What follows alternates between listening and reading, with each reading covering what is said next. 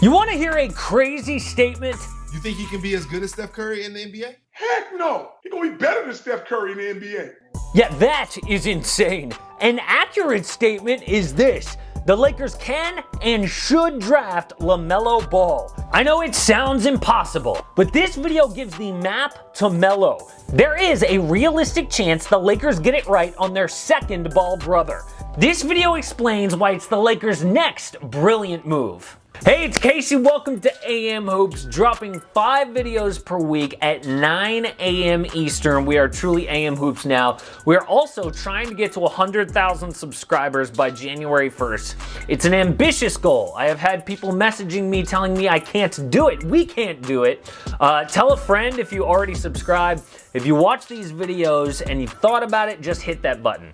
Now, I want to again acknowledge LaMelo to the Lakers sounds crazy, but why is LaVar Ball being asked if it's so unrealistic? Not in LA. Not in LA. Why? Not right now. Not right now. Let me tell you what. Okay. The makeup that they have right now, okay, that's not good for me. When they finish with the AD, the LeBron era and all that, because check this out. Already had a son in LA. Right. With a raggedy ass coach. Okay, so LaVar doesn't like the idea. Dealing with LaVar Ball, though, might actually be their biggest issue, because actually drafting him could happen. LaMelo Ball is falling in the order according to some reports. He has struggled in workouts and interviews, and The Ringer says multiple league sources see him falling out of the top 3. There's a lot of teams like the Knicks that need a point guard, so it's important the Lakers trade into the top 7. And at 7 is the Pistons. LA trades Kyle Kuzma, Alex Caruso, and 2 first-round picks for number 7 overall. Detroit does this if they don't believe in LaMelo either. Recent reports, though, actually say the opposite. ESPN has the Pistons, quote, intrigued by LaMelo, and that they might actually move up in the draft to get him, but that could easily be fake news. Literally half of what we hear pre-draft is a lie. I mean, just for the Warriors at number 2 overall, I've heard that they're interested in like 8 different dudes. This could be the Pistons' new front office saying they love LaMelo, and really they're just driving up the price of that number 7 pick. So they trade that pick to LA for 2 proven players. Kyle Kuzma is a hometown kid from Michigan. He played well with the ball in his hands before LeBron. He would thrive in Detroit. Caruso is a cult hero on the Lakers, but he's also a meaningful contributor in the playoffs too. Kuz is extension eligible, and Detroit is one of 6 teams with cap space. A perfect fit. So yes, it is possible for the Lakers to trade up and take LaMelo, but why would they want to? I mean, he's a rookie and LA is in win now mode. The reason is this: LaMelo is actually the best addition they could make this offseason. Right now, they'll basically just run it back with the exact same players from last year. If they can instead add a super talented, cost-controlled rookie, they should. In fact, there's a history of championship-level teams making draft night trades if they see an opportunity. The San Antonio Spurs saw some undervalued kid from San Diego State and traded George Hill into the lottery to get him.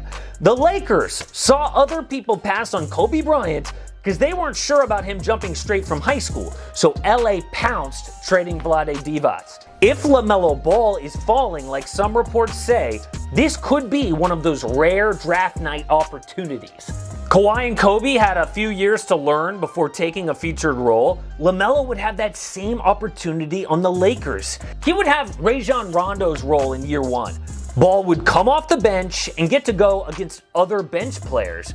He would run the offense in the few minutes that LeBron James sits, and he'd get to close games as he developed more through the season.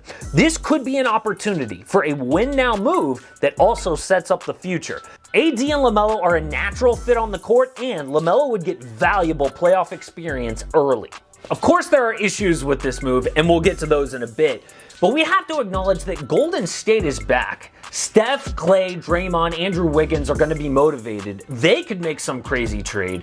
The Lakers need a move like this to stay on top. I mean, they need size at that guard position with the Warriors back. You have got to switch with ease on defense. Part of why Golden State is so good is they can switch almost everything and not go under screens against shooters. I mean, Rondo is 6'1", LaMelo is 6'8". That is a huge advantage once he develops defensively. And that is our first issue. He's got to improve on defense and as a shooter. In the NBL, he shot just 46% from the field, 25% from three. He's got weird shooting mechanics. That is awful, but just look at how his brother Lonzo developed in 3 years. 31% to 33%, now 38% from downtown. LaMelo's shot will come around too. The dude hits 82% of his free throws. Plus, that situation was really weird in Australia. I mean, he was ball hogging, throwing up all kinds of shots to show off. He was the best player on the court. It will be completely different in the NBA. Now, I'm not making excuses for LaMelo, but now LeBron James will be teeing him up for wide open threes. And what about his fit in Los Angeles? I mean, yeah, he grew up there, but LaMelo is a modern day Showtime Laker. Think about it, a flashy playmaker willing to shoot from anywhere. He scored 92 points in a high school game. This is literally pulled from a draft profile on LaMelo Ball. He's a flashy playmaker who brings a ton of excitement to the game. He isn't blessed with great athleticism, but his advanced skill level makes up for his athletic shortcomings, and his size for his position is a big plus. Ball is a crowd pleaser with his deep range and flashy passing. He plays with great pace and keeps the defense on its heels with how he pushes the ball up the court and makes plays off the dribble. Bottom line, adding LaMelo is adding some showtime to the LeBron Lakers. Ironically, the biggest issue might be convincing LaVar Ball of all people. The same guy who spoke Lonzo the Laker into existence is now resistant. He didn't like how Luke Walton used Lonzo, but the truth is that whole team sucked.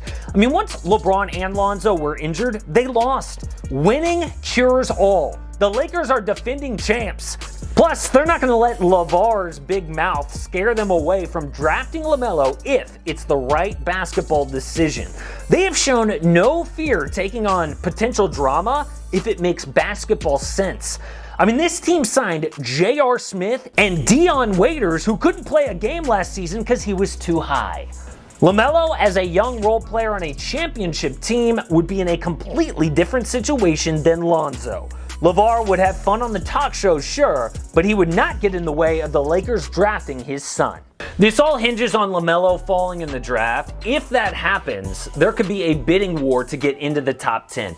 The Lakers should do whatever they can because the chance to add this talent is too good to pass up. Support AM Hoops and click subscribe. Don't miss a daily NBA video.